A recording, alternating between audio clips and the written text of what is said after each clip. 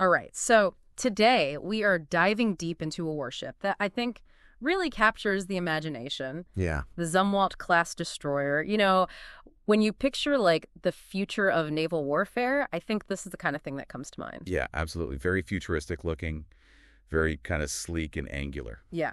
And it has kind of a story that's a little bit complicated too, Yeah. right? A lot of ambition, a lot of money spent as well. Definitely. And so we've got a stack of sources here to really try to get to the bottom of this. We have articles from How Stuff Works, The War Zone, 1945, and Wikipedia. So, a variety of different perspectives to kind of get into all the details here. Excellent. And, for you, the listener, this is what we do, right? We try to get to the bottom of these things. We do. And if you're enjoying what we do here at the All Sorts podcast, be sure to like and subscribe on YouTube. Also, consider joining the All Sorts podcast family by following us on X, Instagram, and Threads. The more the merrier as we chart a course through the vast ocean of information.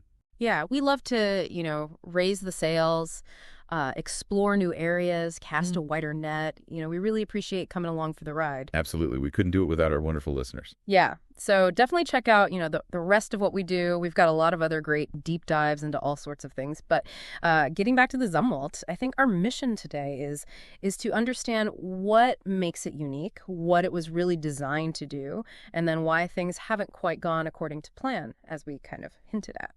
Yeah, it's a very, very unique ship, and I think the best place to start is with its origins. So this ship actually came out of a program called the U.S. Navy's 21st Century Surface Combatant Program, or as they called it, SC-21. SC-21, okay. And this was launched back in 1991. That's right, yeah. So this has been a long time coming. A long time coming. Wow. Yeah. So what was the initial idea behind this program? Like what were they hoping to achieve? I think the basic premise was to create warships that could operate in both littoral waters, so like the nearshore environments, and the open ocean. Yeah. So, a real multi-mission focus, something that could be versatile. Okay, so nearshore open ocean, was it focused just on destroyers, or was it a broader sort of set of ships that they were looking at? So initially they were looking at both a destroyer class and a cruiser class. Mm-hmm. And I think the idea was to have them both stem from a common design philosophy, a common set of technologies. But, as with a lot of these big projects, they kind of narrow their focus down as things go along. Okay, yeah, that makes sense. And so how did the destroyer part of this, which eventually becomes the Zumwalt, how did that really start to materialize? So the destroyer class was initially designated DD-21. DD-21. Yeah. And the Navy decided to employ a 4-phase development process to get to the point where they could actually build the ship. So phases 1 and 2 involved 2 separate teams, each with industry partners. And they were both tasked with coming up with preliminary designs and system concepts. And then at the end of phase 2, the Navy evaluated the 2 proposals. Oh, wow. So it's almost like a competition, like a bake-off to see who could come up with the best initial design. Yeah, exactly, yeah. So Northrop Grumman was ultimately awarded the contract for phase 3, which involved doing the detailed design and development of the ship. Okay. And they formed what they call the DDX National Team, Mm-hmm. with Raytheon serving as the prime mission systems integrator. So Raytheon was in charge of our electronics and the combat systems on the ship. And it looks like we had, Lockheed Martin, BAE Systems, Boeing, General Dynamics, Bath Iron Works, all these major players involved in this project. So when did they get the approval to actually start building this thing? So funding approval for the construction of 8 ships, that was under what they call the DDX program. That was received in November 2005. 2005, okay. Yeah, and then in April 2006, the Navy announced that the class would be designated DDG-1000 and that the lead ship would be named the USS Zumwalt. The USS Zumwalt, and I believe that's named after a pretty important figure in naval history, right? Yeah, it's named after Admiral Elmo Russell Zumwalt, Jr. He was the youngest 4-star admiral and the youngest chief of naval operations. He was appointed in 1970, and he's known for really being a reformer and a forward thinker in the Navy. Okay, so they decided to name this advanced destroyer after this important figure, and Right. and so the initial plan at least was to build 8 of these. Yeah, they wanted to build 8, but that number got cut pretty drastically. Yeah. Yeah, the original intention was to procure 32 destroyers, but that quickly got reduced to 24. Yeah. And then it went down to 8, and then ultimately only 3 ships were built. 3 ships? Okay, so from 32 down to 3, that's a pretty significant reduction. Yeah, yeah. And that had a huge impact on the program, as you can imagine. Yeah, I'm sure. Okay, so let's move on to the actual design of the ship. This thing looks very, very different. It's got a very unique look. Yeah, it does. And one of the key requirements for the design was that it had to have a low radar cross-section. Okay, low radar cross-section. What does that mean exactly? So radar cross-section, or RCS, refers to how detectable an object is by radar. Okay. And the Zumwalt was designed to be 50 times harder to spot on radar than a normal destroyer. 50 times harder to spot. So essentially they were trying to make this thing as stealthy as possible. Absolutely. So to put that in perspective, despite being about 40% larger than an Arleigh Burke-class destroyer, its radar signature is reportedly similar to that of a small fishing boat.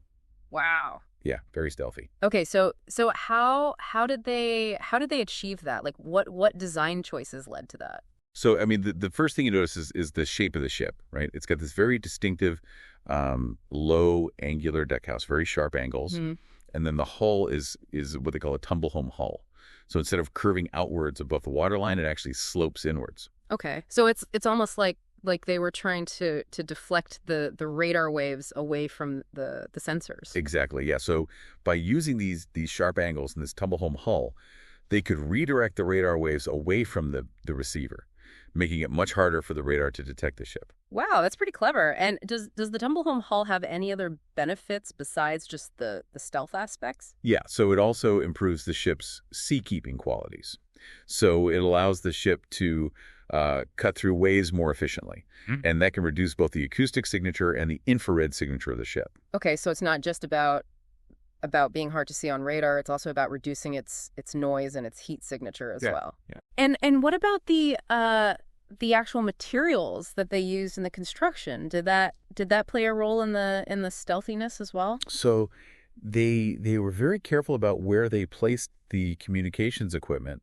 So instead of having antennas sticking out all over the place, they integrated the communications hardware directly into the skin of the deck house. Okay. And the deck house was originally going to be made out of composite materials. Oh, okay. But they ended up using steel for the last ship in the class, the Lyndon B. Johnson. And why was that? Was that a cost-saving measure? Yeah, I think the composites were probably more expensive, and they were trying to bring the cost down a little bit. Okay, that makes sense. So we've talked about the radar signature. What about other types of signatures, like noise, for example? How quiet is this ship? So the acoustic signature of the Zumwalt-Class is reportedly comparable to that of the Los Angeles-class submarine. Wow. Okay, so that's really quiet for a surface ship. Yeah. Okay. It's extremely quiet. They also have a system for cooling the hull with water sleeting, and they have passive cool air induction to reduce the infrared signature.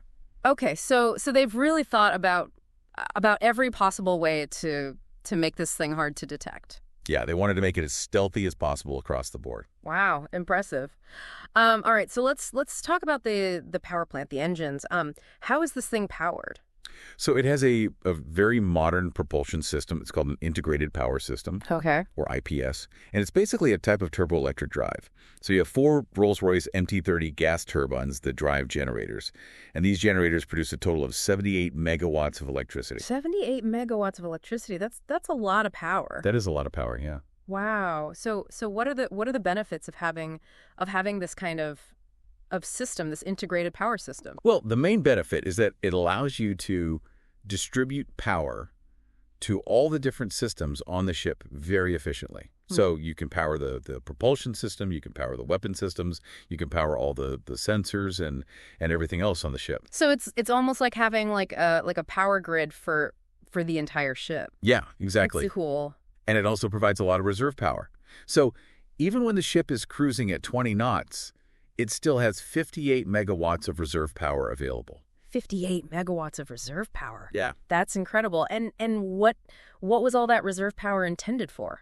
So the idea was that this reserve power could be used to power future weapon systems, like lasers and railguns. Okay, so they were really thinking ahead. Yeah. Okay, so now let's talk about what this ship was actually supposed to do. What was its primary mission? So the Zumwalt-Class was designed primarily for land attack. Land attack. Yeah. The U.S. Marine Corps wanted a ship that could provide 247 all-weather, long-range fire support for their amphibious operations. Okay. And they wanted something that could operate in the littoral zones, so those near-shore environments. Okay, so it was really designed to support the Marines in their operations. Yeah, yeah. And what kind of weapon systems did it have to carry out that mission? So the centerpiece of the Zumwalt's land attack capability was the Advanced Gun System, Okay. or AGS. AGS. Okay. And it consisted of two 155-millimeter guns. 155 millimeters.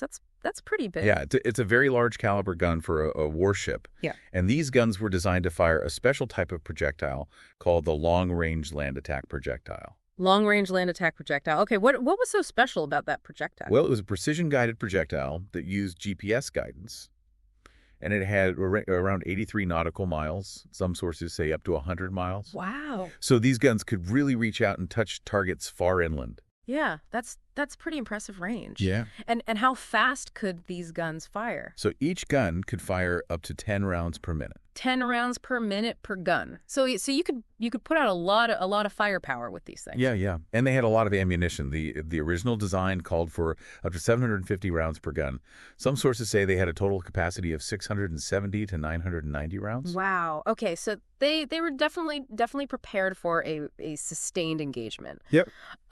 But there was a problem with these guns, right? Yeah, there was a big problem. Okay. So the AGS was designed specifically to fire the LRLAP. It could not fire standard NATO 155-millimeter rounds. Okay. And the LRAP turned out to be extremely expensive, like $800,000 to $1 million per round. Wow. $1 million per round. That's more than some cars. It is, yeah. Okay, so what happened? Like they couldn't afford to fire these guns. Yeah, basically, yeah. I mean, they had these amazing guns, but they were too expensive to use. So the Navy eventually canceled the procurement of the LRLAP, and that basically left the AGS without a viable ammunition. So they had these incredible guns that they couldn't actually use. Pretty much, yeah. It's a real shame. Yeah. Okay, so that's the main gun. What about other weapons systems? Did it have missiles or other things? Yeah, so it also has the MK-57 peripheral vertical launching system. Okay. Or PVLS. PVLS. Yeah, and that has 80 cells, and these cells are distributed around the outer shell of the ship. Okay, and what's the benefit of having them distributed like that? So the idea is that if one of the cells explodes, the blast will be directed outwards away from the ship. So it's a survivability feature. Okay, that makes sense. And what kind of missiles could it carry in those cells? So it could carry Tomahawk land attack missiles, SM-2MR standard missiles for air defense, Evolved Sea Sparrow missiles, also for air defense, and VLAS ROC, which are anti-submarine rockets. Okay, so it had a pretty good mix of offensive and defensive missiles. Yeah, it was designed to be a multi-mission ship. Okay. What about aviation capabilities? Could it carry helicopters or drones? Yeah, so it has a pretty large flight deck and an enclosed hangar. It can carry up to 2 medium-lift helicopters like the MH-60R Seahawk. Okay. And it can also carry up to 3 MQ-8 Fire Scout unmanned helicopters. Okay, so it has a pretty good aviation capability as well. Yeah. I also remember reading something about a boat hangar, like a place to store small boats. Yeah, so it has a stern-mounted boat hangar with a ramp for deploying and retrieving small boats. Mm-hmm. And that was particularly useful for special operations forces. Okay, so it could support special ops missions as well. All right, so what about its sensors, its ability to detect threats? So it's got a pretty sophisticated sonar suite. Mm-hmm. It has a hull-mounted high-frequency sonar and a hull-mounted medium-frequency sonar. And those are used for detecting mines and submarines. Okay. And it also has a multifunction towed array sonar system called the ANSQR-20. And that's used for long-range detection of submarines. Okay, so it's pretty good at finding submarines. What about actually engaging them? Does it have torpedoes or anything like that? So it doesn't actually have torpedo tubes. Okay. So if it needed to engage a submarine, you'd have to rely on its helicopters or the VLASRC missiles. Okay, so it's kind of relies on other systems to actually sink a submarine. Yeah. Interesting. All right, so given all the advanced technology on this ship, I imagine it must have a pretty complex computer system. Yeah, so it has a very advanced IT architecture. It's called the Total Ship Computing Environment Infrastructure, or TSEEI. Yeah, and it's an open system design. So the idea is that it's easier to upgrade the software, and it's easier to integrate new systems. Okay. And it has a high level of automation. So you can actually operate this ship with a much smaller crew than a traditional destroyer. And how much smaller is the crew? So the minimum complement is just 130 sailors. 130 sailors. That's a lot smaller than most destroyers. Yeah, it is. Okay, so they were able to reduce the manning requirements because of all the automation. Exactly. Okay, that's pretty impressive. All right, so far it sounds like, this amazing ship, like the future of naval warfare. But there have been some problems, right? Yeah, there have been a number of problems with the Zumwalt-Class. Okay. Probably the biggest one is the cost overruns. Okay. How bad were the cost overruns? So the initial estimate for the cost per ship was $1.4 billion. But that number ballooned to over $4 billion per ship, not including research and development costs. Wow. Yeah. Okay, and then what was the final program cost for the whole thing? So the total cost of the program was $22.5 billion for just 3 ships. $22.5 billion for 3 ships. Yeah. That's about $7.5 billion per ship. Yeah. Wow.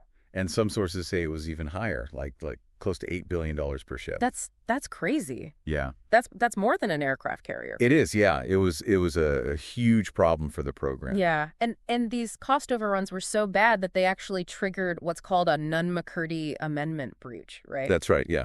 Okay, and what does that mean? Like what happens when you trigger that? So the Nunn-McCurdy Amendment is a law that requires the Department of Defense to notify Congress when a major defense acquisition program experiences significant cost overruns. Okay. And when a program breaches certain cost thresholds, the program has to be reviewed and restructured, and Congress has to reauthorize the program. Oh wow. So this is a pretty serious thing. Yeah. Okay, and then we talked about the problem with the main guns, the LRLAP being too expensive. Yeah, so the main guns were basically useless because they couldn't afford to fire them. Yeah. And that was partly a result of the fact that they reduced the number of ships. Okay, so how did the reduction in the number of ships affect the cost of the ammunition? So when they were planning to build 32 ships, the cost of the LRLAP was spread out over a much larger number of rounds. Okay. But when they reduced the number of ships to just 3, the cost per round went way up. Okay, that makes sense. And it got to the point where it was just too expensive to actually use the AGS. Okay. So that was a major problem. Yeah. What about other problems? Were there any other issues with the ship? Yeah, so there were also some concerns about the ship's air defense capabilities. Okay, what was wrong with the air defense? So the initial plan was to build a larger air defense-focused sister class to the destroyer. It was called a CGX. CGX, okay. But that program got canceled. Okay. And that left the Zumwalt-Class without a dedicated area air defense capability. Mm-hmm. And they also had to scale back the radar system. Okay. So they were originally going to have a dual-band radar system that included the SPY-3 X-band radar and the SPY-4 S-band radar. Okay. But they ended up removing the SPY-4 radar to save money. Okay. So what was the impact of that? Like, how did that affect the ship's radar capabilities? So they had to modify the software for the SPY-3 radar to try to compensate for the loss of the SPY-4. Okay. But that may have impacted the SPY-3's ability to perform its primary function, which is horizon search. And it may have also made it harder for the radar to manage resources effectively during a large-scale missile attack. Okay, so the air defense capability was not as good as it could have been. Yeah. What about the missile capacity? Like, how many missiles could it actually carry? So it'd have 80 VLS cells. But that's actually less than what they were originally planning to have. So the early designs for the DD-21 had more VLS cells. So the missile capacity is not as great as it could have been. Yeah. Okay. Were there any other issues with the ship? Yeah, so there have also been reports of reliability problems. Okay, like what kind of reliability problems? Well, there have been a number of breakdowns. One of the ships actually broke down while it was transiting the Panama Canal. Oh, wow. Yeah, and that raised a lot of questions about the ship's operational readiness. Yeah, that's not good. No. What about the secondary guns? So it had the big 155 millimeter guns, but it also had some smaller guns, right? Yeah, so it was originally supposed to have 57 millimeter guns for close-in defense, Okay. but they ended up replacing those with 30 millimeter guns. Okay, and why did they do that? Um, I'm not entirely sure, but I think it was probably a cost-saving measure. Yeah. But some experts have criticized that decision, arguing that the 30 millimeter guns are not as effective against swarming attacks by small boats. Okay, so there's some debate about whether the 30 millimeter guns are good enough. Yeah. Okay, and finally there was some concern about the stability of the tumble home hull, right? Yeah, some naval architects were worried that the tumble-home hull would make the ship unstable, especially in rough seas. Okay. But the testing that they've done so far suggests that the hull is actually more stable than a traditional hull form. Oh, okay. So the tumble home hull is actually a good thing in terms of stability. Yeah, seems to be. Interesting. Okay, so the Zumwalt-Class has had its share of problems. Yeah, it's definitely been a troubled program. But where does that leave the ships now? Like, what's their current status, and what's the plan for the future? So the Navy has decided to repurpose the ships. Okay. They're going to equip them with conventional prompt strike hypersonic missiles. Oh, wow. Okay, Yeah. so they're going to become hypersonic missile platforms. Yeah, basically. And to make room for the hypersonic missiles, they're going to remove the advanced gun systems. So they're taking the big guns off. Yeah, yeah. Wow. Okay, so it's a pretty significant change in mission. Yeah, it is. And how many hypersonic missiles will each ship be able to carry? So they'll be able to carry 12 hypersonic missiles each. 12 per ship. Okay. Yeah. And what's the timeline for this? Like, when will this conversion be complete? So they're planning to finish it around 2025. Okay, so it's happening right now. Yeah. Wow. And how are the individual ships doing? Like, are they deployed? Are they operational? So the USS Zumwalt, the lead ship, it deployed for the first time in August 2022. Okay. And it's currently undergoing testing. The Michael Mansour was in its post-shakedown availability phase until May 2023.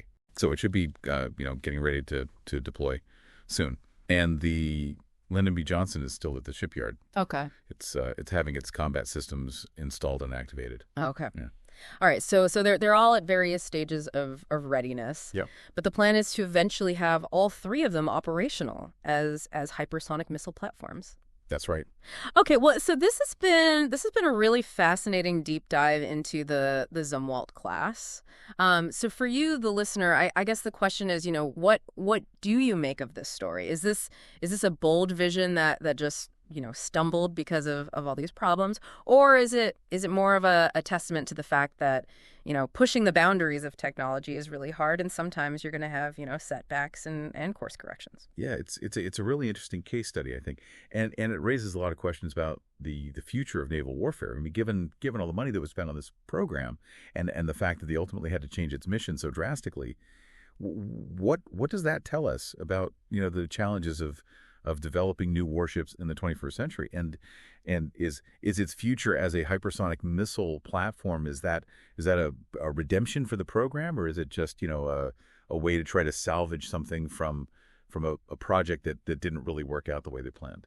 Yeah, it's definitely a lot to think about, and I think it really speaks to the complexity of modern military technology and how difficult it is to predict the future and to design systems that are going to be relevant 10, 20 years down the road. Absolutely. All right, well, thank you for joining us on this deep dive into the Zumwalt-Class Destroyer. Until next time.